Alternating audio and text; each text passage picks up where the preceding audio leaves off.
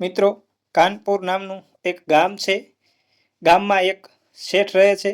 એનું નામ છે ગોપાલ. શેઠને બહુ સારું હતું. ધંધો શહેરમાં ચાલતો હતો અને બહુ જ મહેનત અને પોતાની હોશિયારીથી ઘણા પૈસા કમાણા.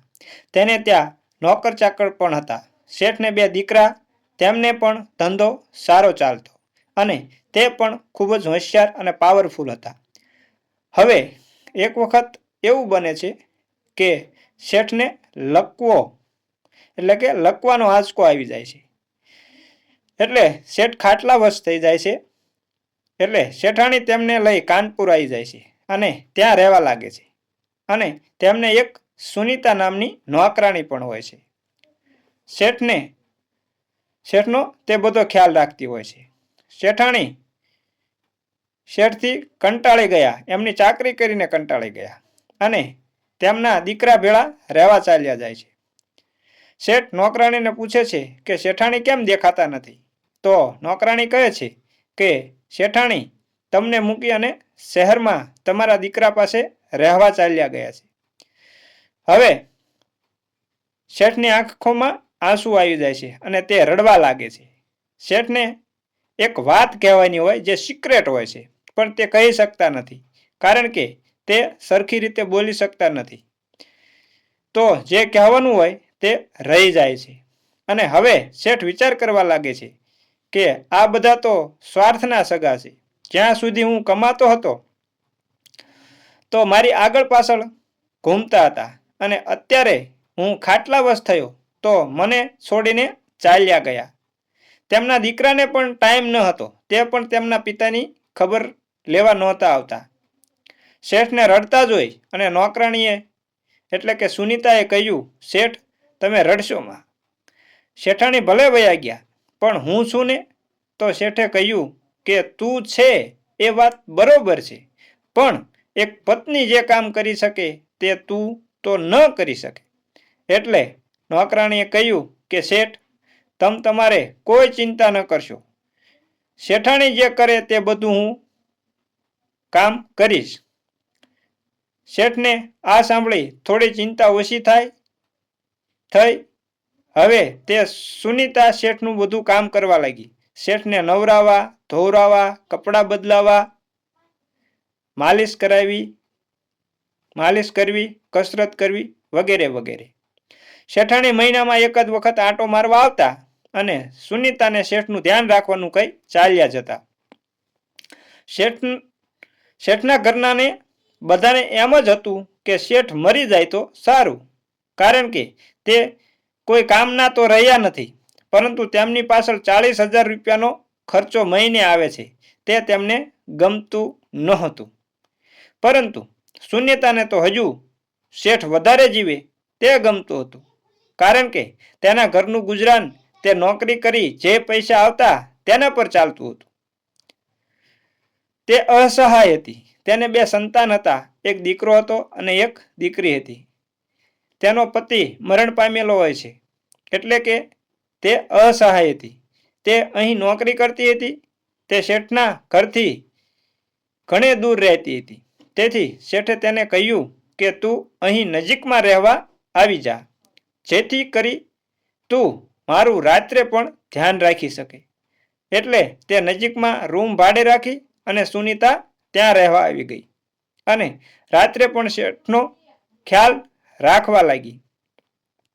શેઠ તેને પોતાના ઘરમાં રાખી શકતા નહોતા, કારણ કે સમાજ એમને શું કહે એ બીકે.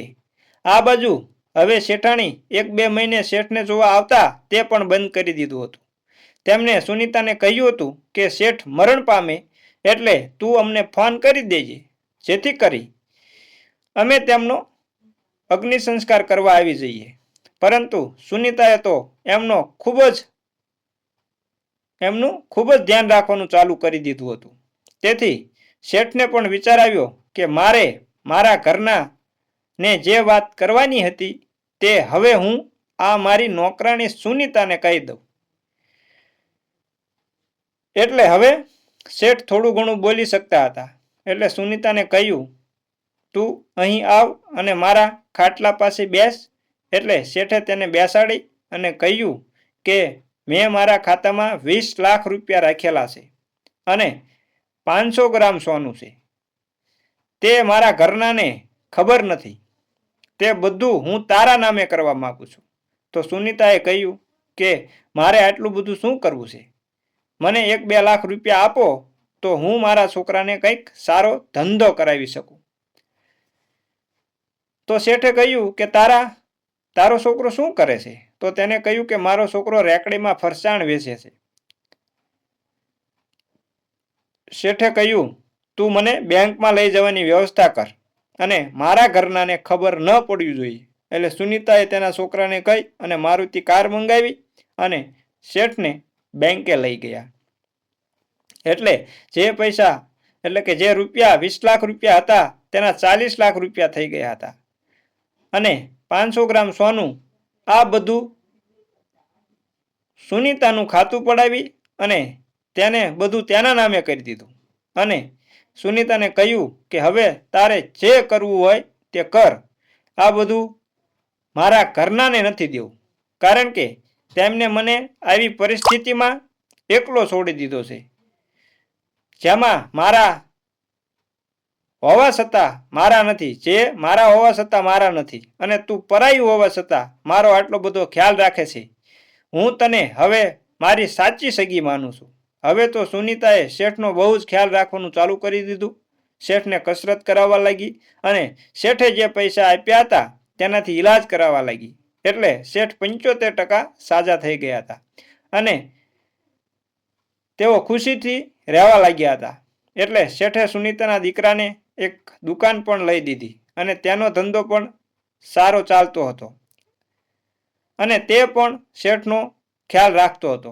હવે શેઠના દીકરાને ખબર પડી કે શેઠે સુનીતાના દીકરાને દુકાન લઈ દીધી છે તો તે તેમને કોલ કરી કહ્યું કે એક નોકરને આટલી બધી અહેમિયત શા માટે આપો છો? ત્યારે શેઠે કહ્યું તમે મારા મરવાની રાહ જોઈ રહ્યા છો.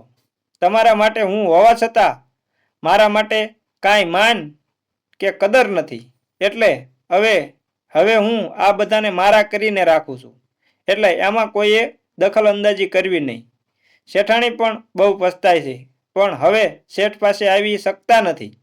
આજે પણ શેઠ અને સુનીતા ખુશીથી જીવે છે અને શેઠ 60 વર્ષના છે અને સારી જિંદગી જીવે છે અને સુનીતા એમને સાથ આપે છે અને નોકરાણી તરીકે હજુ પણ કામ કરે છે. તો મિત્રો, અમારી આ વાર્તા સારી લાગી હોય તો અમારી ચેનલને લાઈક અને શેર કરજો અને કોમેન્ટમાં હર હર મહાદેવ લખવાનું ભૂલતા નહીં. અને ચેનલ પર નવા હોય તો તમને એક અનુરોધ કરું છું, એક વિનંતી કરું છું કે અમારી ચેનલને સબસ્ક્રાઈબ જરૂર કરી લેજો અને બેલ આઇકનને પણ દબાવી દેજો જેથી કરી તમને સૌથી પહેલાં અમારું નોટિફિકેશન મળે અને અમે તમને આવી નવી વાર્તાઓ પીરસતા રહીએ. તો જય માતાજી મિત્રો.